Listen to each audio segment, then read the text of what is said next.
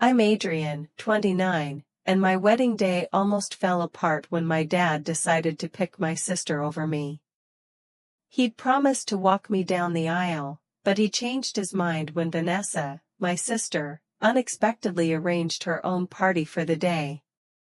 My jealous sister had won again, or so I thought. But what my dad never expected was who would replace him that day, and his reaction when he found out still makes me shudder to think about it. Before we go any further, I want to know where you are reading this. Leave a comment below, like, and subscribe to hear more family stories that are even more dramatic than yours. I grew up in a middle-class neighborhood in Allentown, Pennsylvania. From the outside, my family looked picture-perfect. A small two-story house, a white picket fence, a neat and lush garden, the pride of the neighborhood. Every spring, my mother would plant tulips in the front yard, and my father would spend weekends teaching me to ride a bike or throw a baseball. It's a memory I'll always cherish. My father, Richard, was my childhood hero.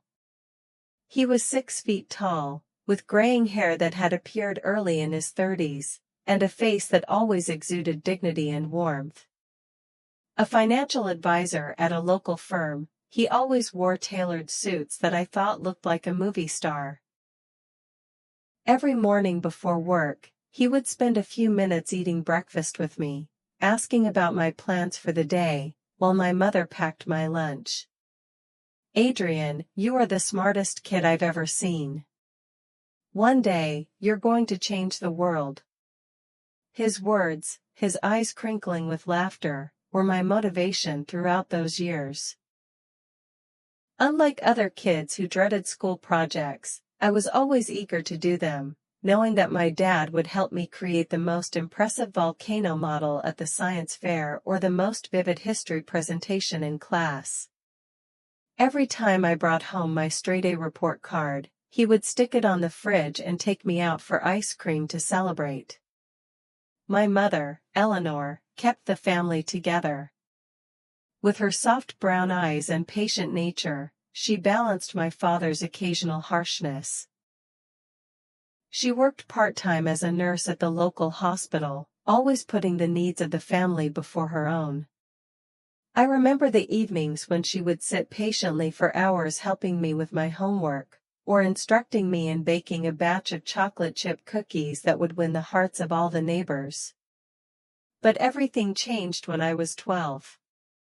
Mom began to feel constantly tired, and within 3 months, the news came: stage 4 pancreatic cancer. The next 6 months were a series of hospital stays, hushed conversations between adults, and helpless stares as Mom slowly withered away. When she died, the void in our family was too great, and we never really healed. My sister Vanessa was 3 years older than me. Our relationship was rocky from the start. Even before my mother died, she had always been annoyed by my closeness to my father. Vanessa was tall, athletic, and good at sports, while I was small, introverted, and loved art and literature. My mother tried to praise each of us for our strengths, but Vanessa saw every compliment I gave her as an unfair comparison. After Mom left, tensions escalated. Dad threw himself into work, often staying at the office until 9 or 10 p.m. I think it was his way of avoiding the emptiness at home. The void was quickly filled by Vanessa. At 15, she had proclaimed herself the new mistress of the family. "Dad is under enough pressure, don't keep asking him to come home for dinner," she snapped at me whenever I asked when he would be home. "He has important clients to attend to. We have to stay strong." Vanessa gradually replaced her mother in many things: cooking, although not as delicious, making decisions in the house. Father seemed to appreciate that and became more attached to her, while the bond between me and him became looser. Dad's subsequent promotion only made things worse. He was promoted to senior partner, earning more money but spending less time with his family. Vanessa took advantage of this. She would add and twist information to mislead me. Adrian just spent $60 on art supplies, leaving aside that it was for a school project. Or, he said Dad didn't need to come to the school band concert. When in fact I was counting the days until he showed up. By the time I was in high school, Vanessa had painted a completely false picture of me for my father: rebellious, ungrateful, and all about hanging out with friends. The truth was, I buried myself in my studies and art to cope with the emotional loss of my father and the pain of losing my mother. The climax of the betrayal came when I was in 11th grade. I had been nominated for a prestigious art scholarship, and the ceremony was on a Thursday night. I had been reminding my father for weeks. But the night before, I overheard Vanessa calling him. Adrian says you don't need to come, because it will make him nervous. Just send a card. The next day, I sat quietly alone in the awards hall, watching the other students walk proudly alongside their parents. Dad sent only one congratulatory text, citing an important client dinner. I later learned that Vanessa had called the office and lied to me about postponing the ceremony, prompting Dad to reschedule. When I confronted her, Vanessa shrugged. I always want to be the center of attention. How pitiful. At 18, I was desperate to leave home. I applied to schools across the state to get as far away as possible. The University of Pittsburgh offered me a partial scholarship, and I threw myself into college life, coming home only for major holidays, where I continued to endure Vanessa's taunts and my father's coldness. I met Benjamin in my sophomore year of college. We were in the same English literature class, and he borrowed my notebook because he was sick. Tall, with kind eyes and a quick smile, Benjamin was an engineering major whose logical thinking perfectly balanced my artistic creativity. What started as a coffee date to return notebooks quickly turned into a 3-hour conversation, and within a month, we were inseparable. Benjamin was born into a warm and happy family. His mother, Laura, was a kindergarten teacher with a talent for making everyone feel loved.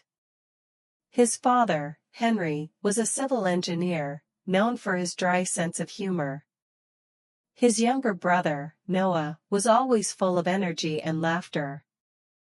They welcomed me as if I had always been a member of the family. Throughout my 4 years of college and early career, Benjamin was my rock. He understood my family issues without judgment, hugged me when I cried when I had to come home for the holidays, and cheered me on when my father didn't care. After graduation, I got a job at a marketing firm in Philadelphia, and Benjamin joined an engineering consulting firm in the same city. We rented a small apartment and began building our careers and lives together, far from the turmoil of my family. The calls with my father were only once a month, short and superficial. Vanessa, who was now working in real estate and still living in the countryside, still played the role of the ideal daughter, taking care of my father, not forgetting to gently remind me that she was the one who was by his side. By age 27, Benjamin and I had both made great strides in our careers. I had officially become a marketing team leader, overseeing major campaigns. Benjamin had also risen quickly. Our life together was more fulfilling than I had ever imagined. The wounds from my family were still there, but I had built a world where I was valued. On our 5th anniversary, Benjamin proposed. He planned a day that would recreate our early memories: breakfast at the cafe where we used to study, a visit to my favorite art museum, and dinner at the Italian restaurant where I had celebrated my graduation. When dessert arrived, there was a small velvet box next to the tiramisu. Adrian, Benjamin took my hand, His eyes filled with tears. "You have made the past 5 years the best of my life. Your creativity, kindness, and strength never cease to amaze me. I want to spend the rest of my life with you. Will you marry me?" The ring he gave me was a classic, a blue sapphire surrounded by small diamonds. He said it reminded him of my unique artistic soul. That night, I put aside my worries about family to enjoy the fullness of joy.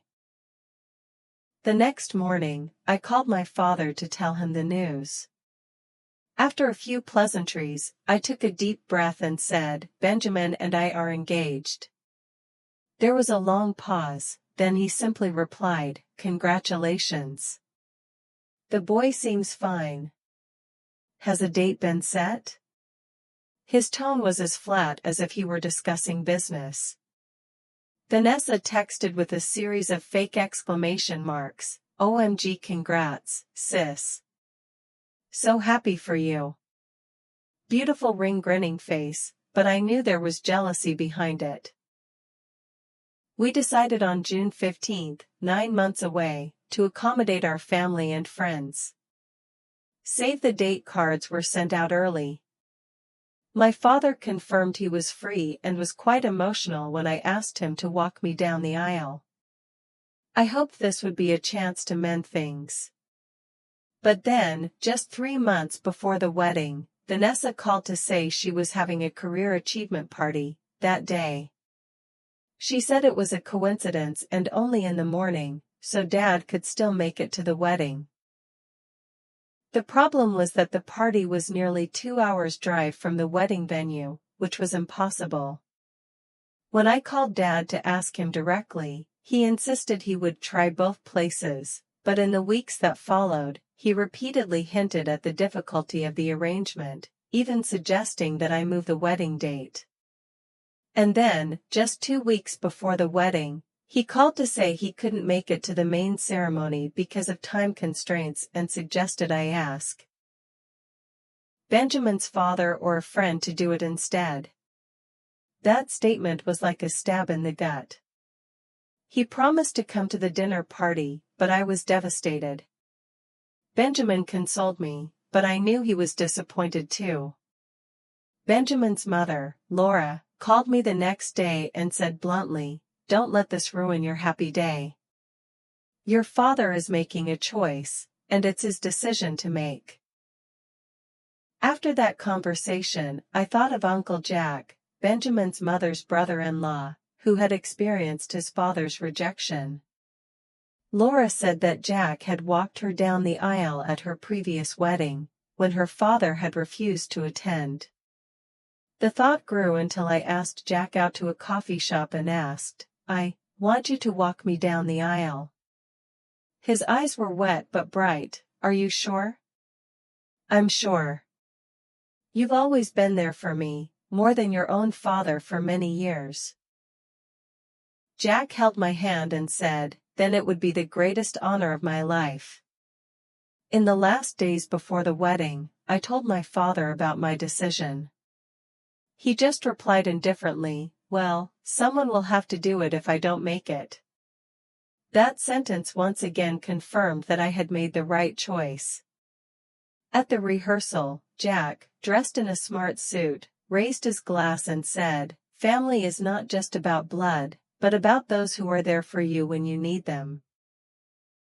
I knew I was about to enter a wedding with a true spiritual father. Our wedding reception was filled with laughter, music, and blessings. But the joy was also interspersed with moments I will never forget, especially when the truth about Vanessa's work party began to emerge. Towards the end of the party, I saw my cousin Thomas show up, looking a bit rushed. He was my mother's nephew, and one of the few people who had kept in friendly contact with both Vanessa and me. When I asked him why he was late, he sighed, "Sorry, Adrian. I thought I could stop by Vanessa's event and make it here, but there's something you should know." He pulled me aside for a quiet moment. And then the truth hit me like a heavy blow. Vanessa's party was not a professional recognition program, nor was it a company event. It was just a gathering at her apartment, with about a dozen people, mostly gym buddies and a few close colleagues. Even the colleague I asked seemed surprised that there was no promotion, as Vanessa had said. Thomas didn't stop there. He showed me old texts from Vanessa, in which she admitted that she had deliberately picked the wedding day to force her father to decide which side to take, and that she knew he would choose her, of course.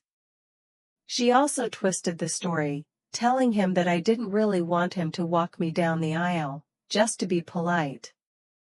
I felt both shocked and vindicated. For years I had suspected her involvement, but never had the evidence been so clear. Now the curtain was lifted.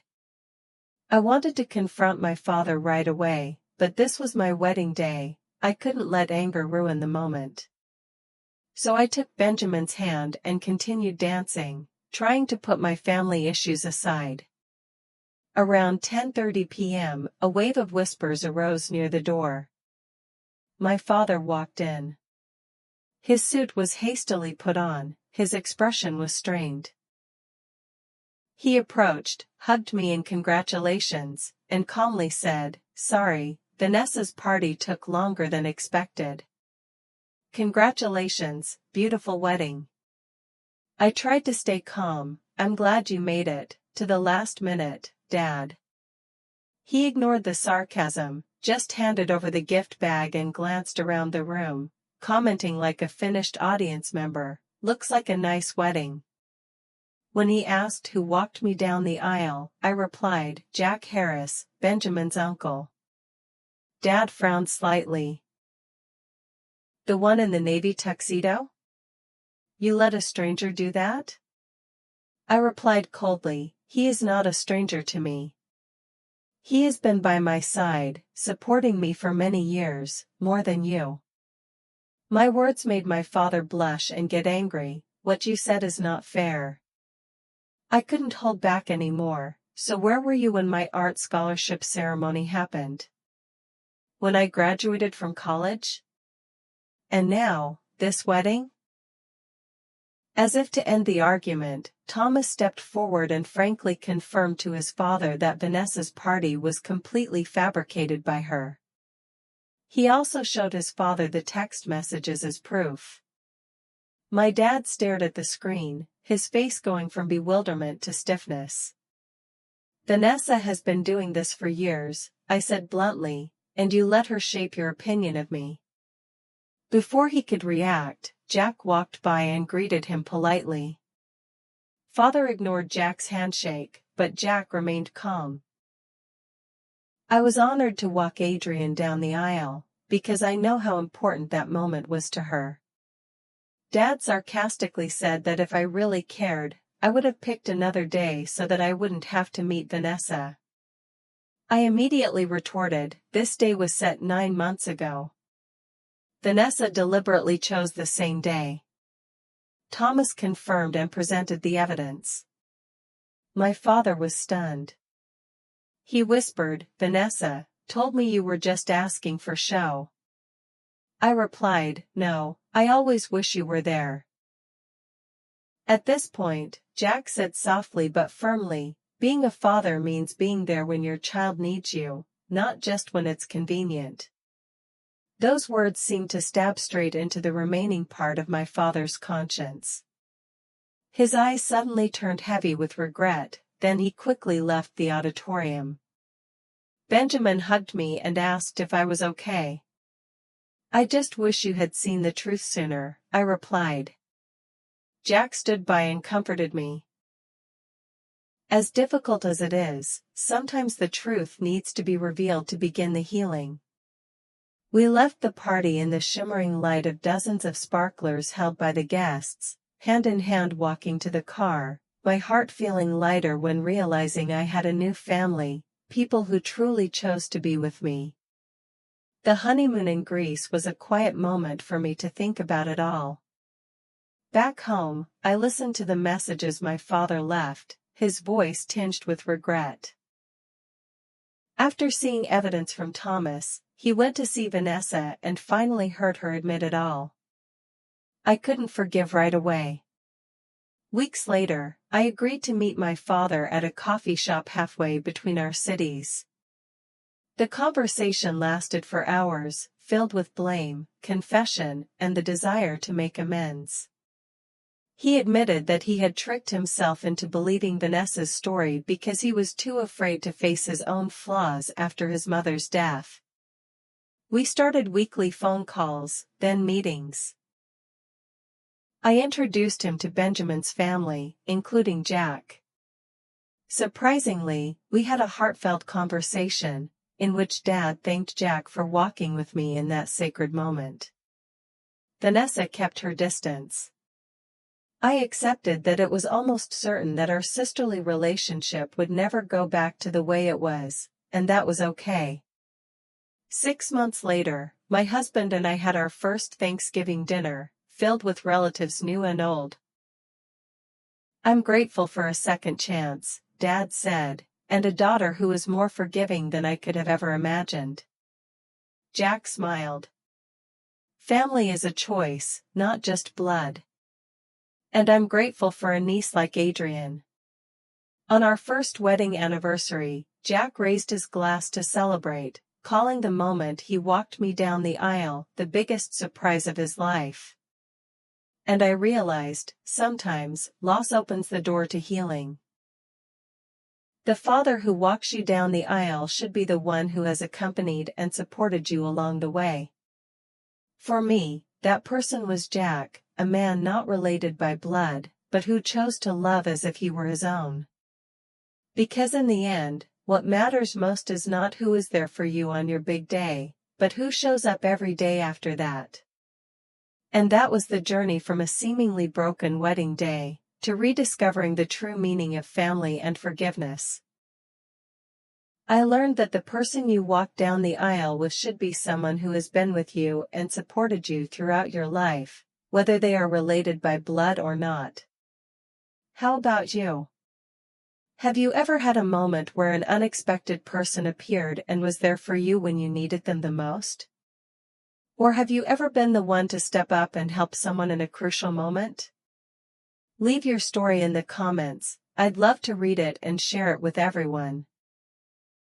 If you feel this story touches you, don't forget to like, subscribe to the channel and turn on the notification bell so you don't miss the next stories about family love, forgiveness, and the power of love. Because sometimes, the most beautiful family is the family we choose for ourselves.